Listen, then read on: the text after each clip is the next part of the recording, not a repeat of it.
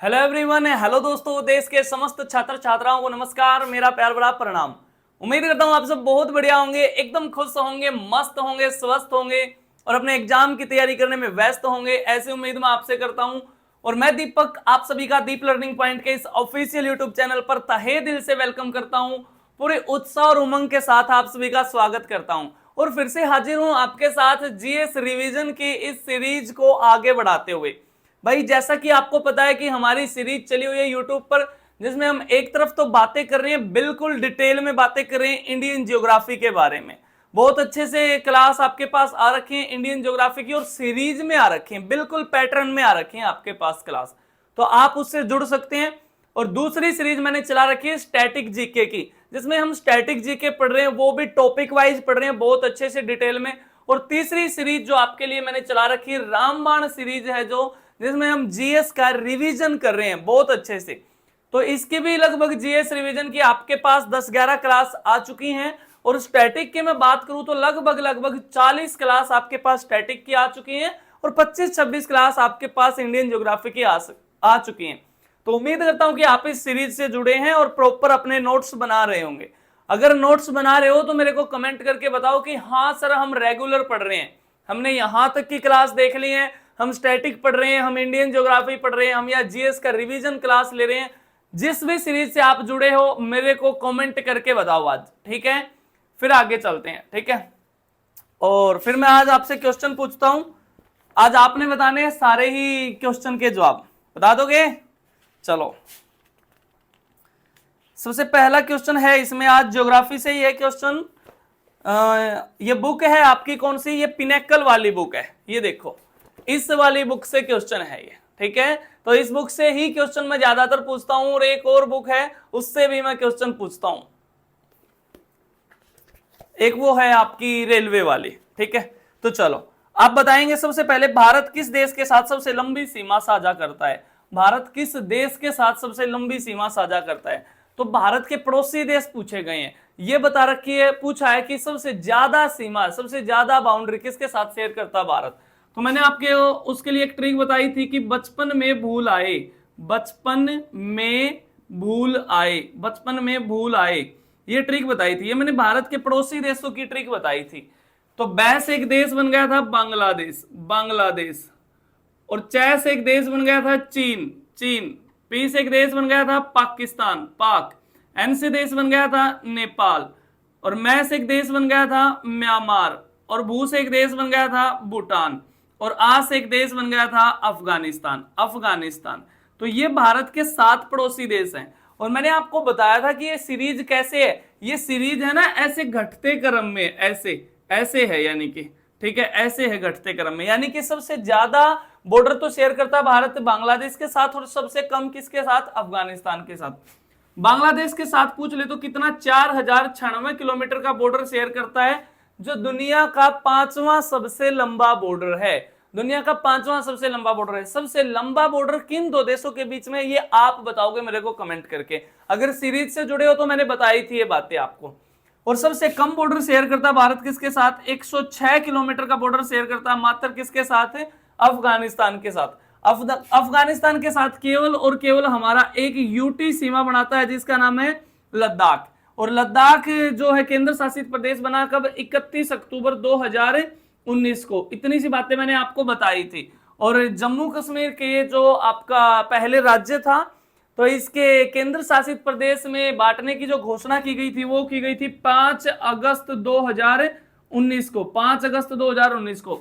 और 31 अक्टूबर 2019 को ये प्रभावी हो गया था, यानी कि इसका विभाजन हो गया था। इतनी सी बातें याद रख लोगे, ठीक है।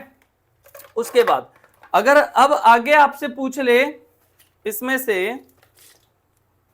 एक सेकेंड,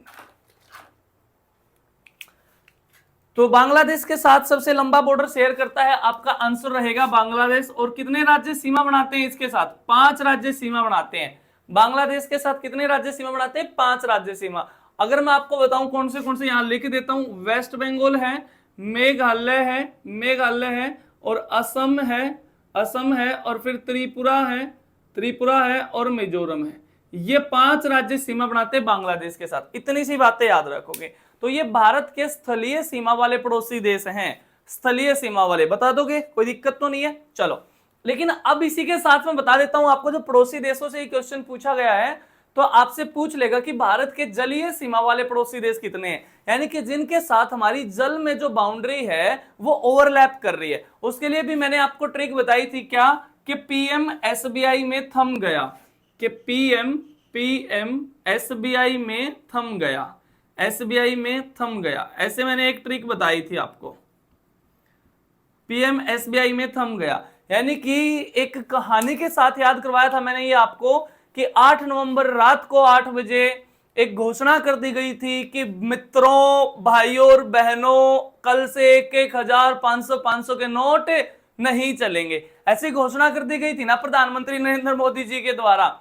और घोषणा करके हमारे पीएम साहब एसबीआई बैंक में चले गए और एसबीआई बैंक में जाके बोले मैनेजर को कि मेरे को कुछ पैसे दे दो, मेरे को कुछ पैसे दे दो। तो मैनेजर साहब बोले कि मोदी जी क्यों आप उल्टी गंगा को पहाड़ चढ़ा रहे हो, खुद तो आप नोटबंदी करके आए और मेरे से पैसे मांग रहे हो, तो मोदी जी को पैसे नहीं मिलेंगे ना। तो मैनेजर साहब ने कहा मोदी जी को कि थम जाओ भाई साहब, थम जाओ। तो देसी भाषा में बोले जाते थम जा भाई, थम जा। तो यही बात लिखनी, पीएम एसबीआई में थम गया। इससे याद रख सकते हो आप अपने भारत के पड़ोसी देश जलीय सीमा वाले। पी से एक देश हो जाएगा पाकिस्तान, एम से एक देश हो जाएगा मालदीव, एस से देश हो जाएगा श्रीलंका, और बी से एक देश हो जाएगा बांग्लादेश, और आई से एक देश हो जाएगा इंडोनेशिया, ठीक है, जहां पर आसियान का भी मुख्यालय है इंडोनेशिया के अंदर। मैं से एक देश हो जाएगा आपका म्यांमार, और थे से एक देश हो जाएगा थाईलैंड एक देश हो जाएगा। और एक बात बताओ, जो मोदी साहब को पैसे मिले ही नहीं तो क्यों गए वहां पे? तो बेफालतू में गए ना, तो गया को पीछे से काटो और लास्ट में इस मैं को भी काटो। तो भारत के 7 पड़ोसी देश कैसे हैं? जलीय सीमा वाले हैं, और 7 पड़ोसी देश कैसे हैं? स्थलीय सीमा वाले, यानी कि ये लैंड बॉर्डर नेबर कंट्री हैं। यहां पर अगर मैं लिखूं तो ये लैंड बॉर्डर नेबर कंट्री हैं भारत के, लैंड बॉर्डर। और ये कैसे हैं? ये भारत के आप कह सकते हो कोस्टल बॉर्डर नेबर कंट्री हैं, ठीक है, ऐसे कह सकते हो आप। लेकिन इनमें से आप देख रहे होंगे कुछ देश ऐसे हैं जो कॉमन बॉर्डर नेबर कंट्री हैं, जैसे कि एक आपका बांग्लादेश है, ये रहा, देखो यहां पे भी है और बांग्लादेश आपका यहां पे भी है।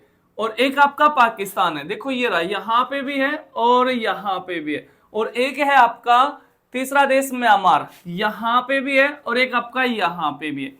यानी कि दोनों के साथ सीमा बनाने वाले जो 3 देश हैं, यानी कि जो भारत के साथ स्थल से भी जुड़े हैं और भारत की जो जलीय सीमा है उससे भी उनकी जलीय सीमा ओवरलैप कर रही है। तो ये 3 देश कौन से हैं?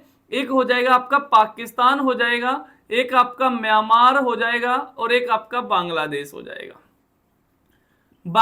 हो जाएगा, ये 3 देश हैं। क्वेश्चन कैसे पूछेगा? अगर और आपसे क्वेश्चन पूछ ले, क्वेश्चन पूछेगा आपसे, ये तीनों मिलेंगे पेपर में और एक यहां से दे देगा मालदीव, और पूछेगा भारत का केवल जलीय सीमा वाला पड़ोसी देश, केवल जलीय वाला। तो केवल जलीय में कौन सा हो जाएगा? मालदीव आपका उत्तर हो जाएगा, क्योंकि ये दोनों, ये तीनों, ये भाई साहब जल के साथ तो अटैच हैं ही, ये स्थल के साथ भी हैं, यानी कि ये लैंड बॉर्डर भी शेयर करते हैं भारत के साथ। इतनी सी बात याद रखोगे, या तीनों ऐसे ही रखेगा और यहां से देश ले लेगा नेपाल, और पूछेगा भारत के साथ केवल स्थलीय सीमा वाला पड़ोसी देश, the only land border neighbour country of India, तो यहां से उत्तर हो जाएगा आपका नेपाल, क्योंकि ये तीनों तो कैसे हैं? ये तीनों तो आपके उसके साथ जल के साथ भी सीमा बना रहे हैं। क्लियर है कहानी?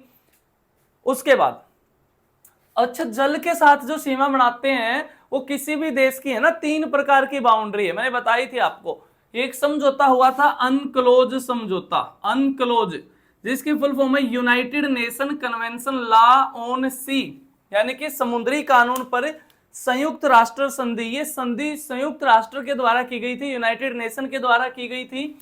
कब की गई थी? 10 दिसंबर 1982 को, 10 दिसंबर 1982 को यह संधि की गई थी, जिसके तहत प्रत्येक देश की 3 प्रकार की क्या निर्धारित की गई थी?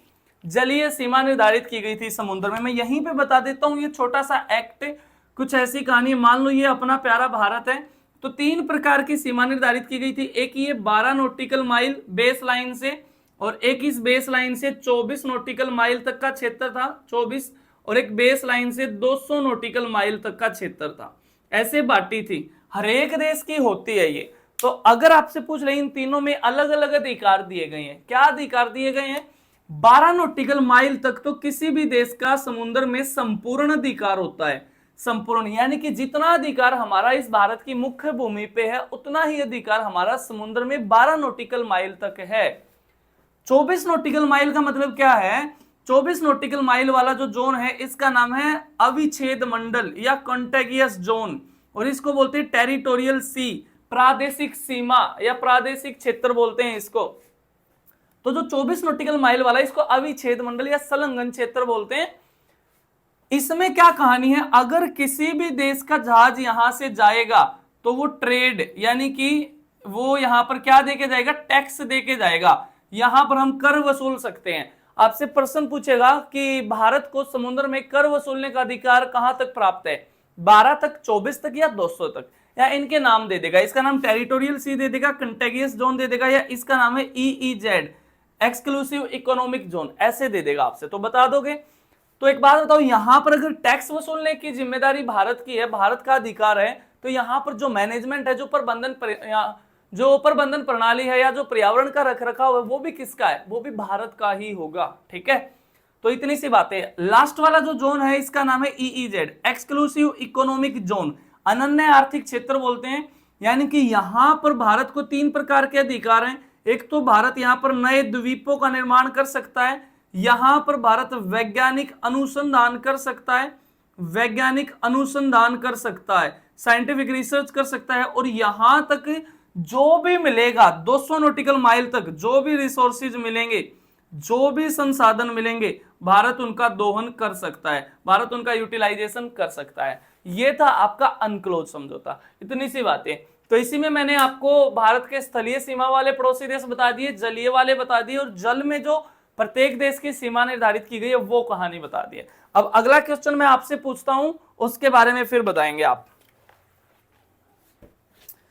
उसके बाद अगला क्वेश्चन पूछता हूं मैं आपसे, आपने भी बताना है ये कमेंट करके।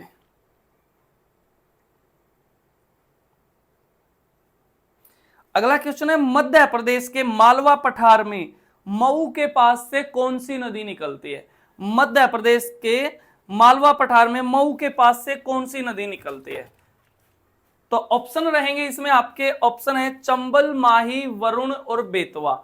चंबल, माही, वरुण और बेतवा।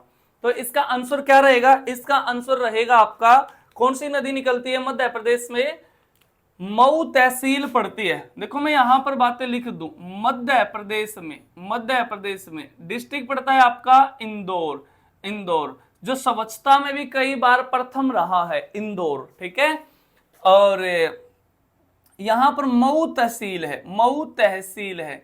और यहां पर एक पॉइंट है वोंचू पॉइंट, वोंचू पॉइंट, वोंचू पॉइंट। ये क्षेत्र किसके अधीन आता है? ये मालवा का पठार के अधीन आता है, मालवा प्लेटू उसके अधीन आता है। तो वोंचू पॉइंट से ओरिजिनेट होती है एक नदी चंबल, चंबल नदी। ठीक है, चंबल नदी जो मालवा के पठार में से बहती है, और जिसने मालवा के पठार में बहुत ज्यादा किया है क्या? गुली इरोजन। मालवा के पठार में गुली इरोजन के लिए जानी जाती चंबल नदी। गुली इरोजन को बोलते हैं अवनालिका अपर्दन, अवनालिका अपर्दन बोलते हैं। यानी कि जालीदार फॉर्म में ये बहती है। ऐसे समझ लो ये मालवा का पठार है, तो ये ऐसे बहुत गहरी बह रही है, ऐसे ऐसे। यानी कि इस क्षेत्र को ना बोला गया है बैडलैंड। इसको क्या बोला गया है? बैडलैंड। या ऐसे कह सकते हो चंबल नदी ने मालवा के पठार को बीहड में बदल दिया है, या उबड़ खाबड़ बना दिया है, या महाखड्ड इसको बोलते हैं, महाखड्ड इसको बोलते हैं। इतनी सी बातें याद रखोगे। और चंबल नदी से और क्या कहानी याद रखोगे? देखो चंबल नदी पर सबसे पहले तो ये जान लो चंबल किसकी सहायक है? चंबल है ना यमुना नदी की सहायक है। चंबल यमुना नदी की सहायक है, चंबल नदी सहायक है। और यमुना में कहां पे जाके मिलती है? इटावा में जाके मिलती है। इटावा शहर पड़ता है उत्तर प्रदेश में। ठीक है, वहां पर जाके मिलती है चंबल, किसमें? यमुना में। और चंबल नदी के तट पर, चंबल नदी के तट पर एक बहुत फेमस शहर है। चंबल नदी के तट पर कहाँ का? चंबल नदी के तट पर राजस्थान का एक शहर स्थित है जिसका नाम है कोटा। जो कोटा शहर है वो चंबल नदी के तट पे स्थित है। और चंबल नदी से 2-3 क्वेश्चन और क्या याद रखोगे? चंबल नदी से आप 2-3 क्वेश्चन याद रखोगे। चंबल नदी पर मध्य प्रदेश के अंदर एक डैम बना है जिसका नाम है गांधी सागर। गांधी सागर डैम चंबल नदी पे बहुत फेमस है, बहुत इंपॉर्टेंट है, कई बार पूछा गया है आपके पेपर में, ठीक है। उसके बाद चंबल नदी पर राजस्थान के अंदर भी 2 डैम हैं। राजस्थान के अंदर भी 2 डैम है, जिसमें से एक का नाम है जवाहर सागर, जवाहर सागर, और एक का नाम क्या है? राणा प्रताप सागर, राणा प्रताप सागर। ये 2 डैम कहां पे हैं? ये आपके राजस्थान के अंदर हैं। और एक डैम आपका कहां है? मध्य प्रदेश के अंदर है, चंबल नदी। क्लियर है कहानी? उसके बाद अगला क्वेश्चन बताएंगे आप। अगला क्वेश्चन है त्र्यंबकेश्वर से किस नदी का उद्गम होता है? ऑप्शन है आपका कृष्णा, गोदावरी, नर्मदा और ब्रह्मपुत्र। तो देख लो, ब्रह्मपुत्र रिवर तो कहां से निकलती है? ब्रह्मपुत्र तो आपकी कहां से निकलती है? तिब्बत से आती है, मानसरोवर झील के समीप से आती है ब्रह्मपुत्र। तो त्र्यंबकेश्वर कहां पड़ता है? त्र्यंबकेश्वर है ना आपका ज्योतिर्लिंग भी है, त्र्यंबकेश्वर आपका ज्योतिर्लिंग भी है। यहां लिख देता हूं बातें। तो कुछ ऐसी कहानी है, मान लो ये है हमारा प्यारा भारत, ये महाराष्ट्र राज्य है, तो महाराष्ट्र में पड़ता है त्र्यंबकेश्वर, त्र्यंबकेश्वर। और त्र्यंबकेश्वर से नदी निकलती है आपकी गोदावरी, गोदावरी। और यहां पे जिला पड़ता है नासिक, नासिक। और नासिक को कहा गया है क्या? नासिक को कहा गया है आपका wine capital, wine capital of India, Bharat की मदिरा राजधानी। और मदिरा शराब किससे बनती है? अंगूरों से बनती है। तो इसी को कहा गया है grapes city of India. Bharat का अंगूरों का शहर भी किसको कहा गया है? नासिक को कहा गया है। अब बातें जान लो गोदावरी के बारे में। गोदावरी जो नदी है कहां से निकलती है? त्र्यंबकेश्वर से निकलती है, नासिक जिला है। और गोदावरी भारत की नहीं, दक्षिण भारत की। देखो, भारत की तो सबसे लंबी नदी गंगा है, दक्षिण भारत की सबसे लंबी नदी है, 1465 किलोमीटर क्या है इसकी लंबाई है गोदावरी की। और गोदावरी को कहा गया है क्या? बूढ़ी गंगा कहा गया है, बूढ़ी गंगा कहा गया है, या इसको वृद्ध गंगा कहा गया है, वृद्ध गंगा कहा गया है। इतनी सी बातें याद रख लोगे। और गोदावरी नदी आंध्र प्रदेश में एक शहर पड़ता है राजमुंद्री, राजमुंद्री के समीप जाके क्या बनाती है? डेल्टा बनाती है। गोदावरी नदी डेल्टा बनाती है। और राजमुंद्री में क्या है? आपका तंबाकू अनुसंधान केंद्र है। राजमुंद्री में क्या है? तंबाकू अनुसंधान केंद्र है, टोबैको रिसर्च इंस्टीट्यूट। इतनी सी बातें आप याद रख लोगे। ये गोदावरी की कहानी है। अच्छा, गोदावरी की सहायक नदियां भी मैं आपको बता दूं। गोदावरी की सहायक नदियां यहां लिख देता हूं। गोदावरी की सहायक नदियां हैं आपकी, सबसे पहले परवरा, परवरा, फिर है पूर्णा, फिर है वर्धा, फिर है आपकी पेनगंगा, पेनगंगा, और फिर है आपकी वेनगंगा, वेनगंगा, फिर आपकी प्राणहिता, प्राणहिता, और फिर आपकी सबरी, सबरी, और फिर लास्ट में आपकी मंजीरा, मंजीरा, और एक और है आपकी जिसका नाम है इंद्रावती, इंद्रावती, जो छत्तीसगढ़ से आती है। और इंद्रावती नदी से एक बातें याद रख लेना आप, क्या बातें याद रखनी है कि इंद्रावती नदी एक वाटरफॉल बनाती है, एक उसका निर्माण करती है जलप्रपात का, जिसका नाम है, इसका नाम क्या है? चित्रकूट जलप्रपात। चित्रकूट जलप्रपात छत्तीसगढ़ में पड़ता है। और इसको कहा गया है भारत का नियाग्रा, भारत का नियाग्रा। नियाग्रा वाटरफॉल कहाँ है? नियाग्रा वाटरफॉल अमेरिका और कनाडा के बॉर्डर पे है, अमेरिका और कनाडा के बॉर्डर पे। उससे इसकी तुलना कर दी गई है किसकी? चित्रकूट जलप्रपात की। कौन सी नदी बनाती है? इंद्रावती। इंद्रावती किसकी सहायक है? आपकी गोदावरी की। आती कहां से? छत्तीसगढ़ से। और इंद्रावती नाम का आपका नेशनल पार्क भी है छत्तीसगढ़ के अंदर, ठीक है। तो उम्मीद करता हूं आज की कहानी आपको समझ में आई होगी और आप रेगुलर ये क्लास देख रहे होंगे। ऐसी उम्मीद मैं आपसे करता हूं। जरूर मेरे को बताया करो कि हाँ सर, हम इस सीरीज से जुड़े हैं, हम नोट्स बना रहे हैं। देखो, ये एक एक दिन की जो मेहनत है, एक एक दिन की मेहनत, ये आपका नाम लेकर आएगी रिजल्ट की पीडीएफ में। एक एक दिन बहुत इंपॉर्टेंट है। इसीलिए मैं आपसे कहता हूं कि जिंदगी तो भाई साहब हमें हर रोज मिलती है, हर रोज मिलती है। मूर्ख हैं वे लोग जो ये कहते हैं कि जिंदगी एक बार मिली है। एक बार तो भाई साहब मौत है, जिस दिन मिल गई उस दिन राम नाम सत्य है, कुछ नहीं है फिर यहाँ पे, ठीक है। फिर ऊपर जाके करते रहना एसएससी की तैयारी, दिल्ली पुलिस की तैयारी। समझ में आई है कहानी? तो जिंदगी हर रोज मिलती है, जिसको आप टुमारो के नाम से जानते हैं। जो कल जो दिन निकलेगा वो नई जिंदगी है। अब वो आपके ऊपर है कि आप उस समय का कैसे दोहन कर रहे हो, कैसे यूटिलाइजेशन कर रहे हो आप उस समय का। तो हर रोज जिंदगी मिलती है, हर किसी के पास 24 घंटे हैं। समझ में आई है कहानी? तो इस समय के साथ अपने करियर पर ध्यान दो, और ये जो 24 घंटे जो मिलते हैं इनका अच्छे से सदुपयोग करो। और इतना अमीर इस पूरी दुनिया में कोई भी नहीं है जो इस समय को खरीद लाए। भाई नहीं है ना कोई भी इतना अमीर। जो समय बीत गया वो बीत गया। आपने गाना भी सुना होगा कि जो बीत गया है वो अब दौर ना आएगा, है ना? कुछ ऐसी ही कहानी। और ऐसे नहीं याद रखनी कि इस दिल में सिवा तेरे कोई और ना आएगा, कोई और ना आएगा, ऐसी नहीं कहानी याद रखनी, ठीक है। जल्दी से सिलेक्ट हो जाओ, फिर सब आएंगे इस दिल के पास, ठीक है। क्योंकि आपकी सफलता बहुत मैटर करती है। आप जब, आपको भगवान ने बहुत अच्छा शरीर, बहुत अच्छा दिमाग दिया है, आप कैपेबल हो इन चीजों को अचीव करने में, तो क्यों ना आप मेहनत करो। आपको मेहनत करनी चाहिए। इसीलिए, और परेशानियां तो आती हैं भाई, हर एक के जीवन में परेशानियां हैं, उनसे नहीं घबराना है। कि समुद्र को भी अपने ऊपर बड़ा गुमान था, कि समुद्र को भी अपने ऊपर बड़ा गुमान था, पर हमने भी किश्ती उधर ही मोड़ी जहां तूफान था, जहां तूफान था। समझ में आई है बात? तो परेशानियों के साथ चलना है। हमेशा बताता हूं आपको कि गम मेरे साथ बड़ी दूर तक गई, पर पाई ना मुझ में थकान, तो वो खुद थक गई, तो वो खुद थक गई। तो आती रहेंगी परेशानियां। तो चलिए मिलता हूं फिर आपसे अगली क्लास में। तब तक के लिए खुश रहो, मस्त रहो, स्वस्थ रहो। अगली क्लास में मिलता हूं सेम टाइम सेम जगह अगले दिन। जय हिंद, जय भारत, वंदे मातरम।